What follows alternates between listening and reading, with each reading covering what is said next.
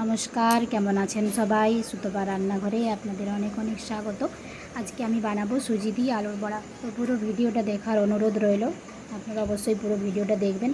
আর ভিডিওটা যদি আপনাদের ভালো লাগে তো অবশ্যই একটা লাইক, কমেন্ট, শেয়ার করবেন। সাবস্ক্রাইব করতে কিন্তু ভুলবেন না। আলুর বড়া বানানোর জন্য সুজিটাকে প্রথমে আমি গুঁড়ো করে নিয়েছিলাম এবং 5 মিনিটের মতো জলে ভিজিয়ে রেখেছিলাম। সেদ্ধ করা আলু, পেঁয়াজ কুচি, রসুন কুচি, কাঁচা লঙ্কা কুচি, ধনে গুঁড়ো, হলুদ গুঁড়ো, জিরে গুঁড়ো, নুন, সাদা তেল, এই উপকরণগুলি লাগবে। সুজিটাকে প্রথমে গুঁড়ো করে নিয়েছিলাম এবং 5 মিনিট আমি জল দিয়ে ভিজিয়ে রেখেছিলাম। এরপর পরিমাণ মতো নুন দিয়ে দিয়েছি, এর মধ্যে পরিমাণ মতো হলুদ গুঁড়ো,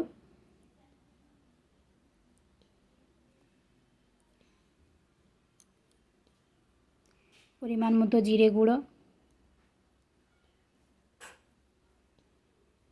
পরিমাণ মতো ধনের গুঁড়ো।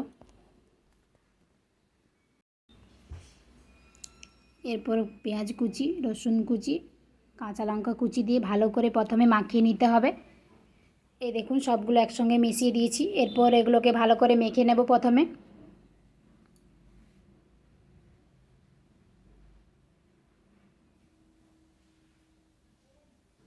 এই দেখুন এরকমভাবে মেখে নেবেন আপনারা।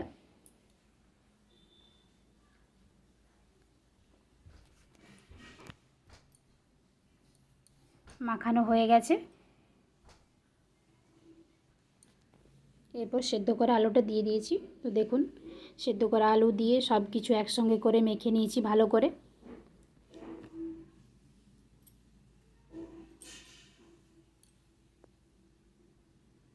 অন্যদিকে কড়াই তেলও বসিয়ে দিয়েছিলাম, তেলটা গরম হয়ে এসছে।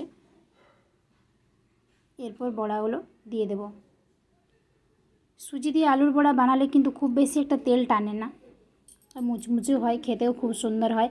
তো আপনারা অবশ্যই একবার বাড়িতে বানাবেন আর আমাকে কমেন্ট করে জানাবেন যে কেমন হয়েছিল। এই দেখুন টুকটুক করে আলুর বড়াগুলোকে ফেলছি। এরকমভাবে ফেলবেন, ছোট ছোট করে বানাবেন। এই সময় গ্যাসের আঁচটা একবারে মিডিয়াম টু লো রাখবেন। হাই থাকলে কিন্তু বড়াটা ভিতরে কাঁচা থেকে যায়। তো একটু সময় নিয়ে ভাজবেন। এই দেখুন একটা পিঠ ভাজা হয়ে গেছে। এরপর অন্য পিঠ ভেজে নিতে হবে। আলুর বড়া বানানো রেডি হয়ে গেছে। তো দেখুন আলুর বড়াগুলো কী সুন্দর হয়েছে। তো অবশ্যই একবার বাড়িতে বানাবেন আর দেখবেন সত্যিই খুব সুন্দর হয় খেতে। চাল গুঁড়ি দিয়ে তো অবশ্যই ভালো হয়, কিন্তু সুজি দিয়েও খারাপ হয় না। সুজি দিয়ে খুবই সুন্দর হয়, মুচমুচে হয়, তেল কম লাগে। তো আমার ভিডিওটা যদি আপনাদের ভালো লাগে তো অবশ্যই একটা লাইক, কমেন্ট, শেয়ার করবেন। সবাই ভালো থাকবেন, সুস্থ থাকবেন, সাবধানে থাকবেন।